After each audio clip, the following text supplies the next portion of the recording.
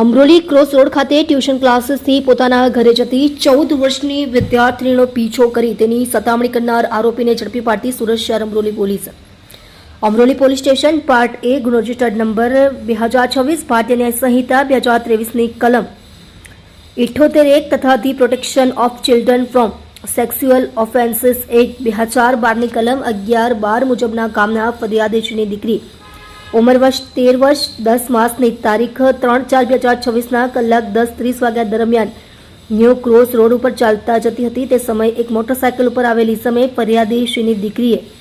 ના પાડવા છતાં પોતાની મોટરસાયકલ ઉપર બેસી જવા અને તેની સાથે ફરવા માટે આવવા જણાવી વિદ્યાર્થીની સતામણી કરી ગુનો કરેલ વગેરે મુજબની ફરિયાદીશ્રીએ ફરિયાદ આપતા ઉપરોક્ત નંબર અને કલમથી ગુનો રજીસ્ટર્ડ કરવામાં આવેલ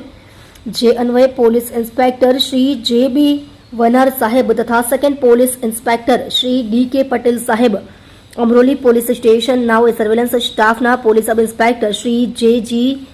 કામળિયા તથા ચોકી police sub inspector Shri RR. Jograna તથા સર્વેલન્સ સ્ટાફના માણસોને સદ્ધર ગુનામાં સંડોવાયેલ આરોપીને શોધી કાઢવા જરૂરી સૂચના અને માર્ગદર્શન આપેલ હોય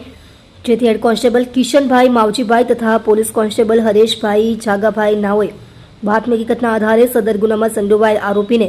વિકી દીપકભાઈ રાઠોડ ઉંમર વર્ષ 32 રહે ઘર નંબર 177 સામર્થ સેરેન ઓરમા માસમા રોડ ઓલપાડ સુરત ગ્રામ્ય તથા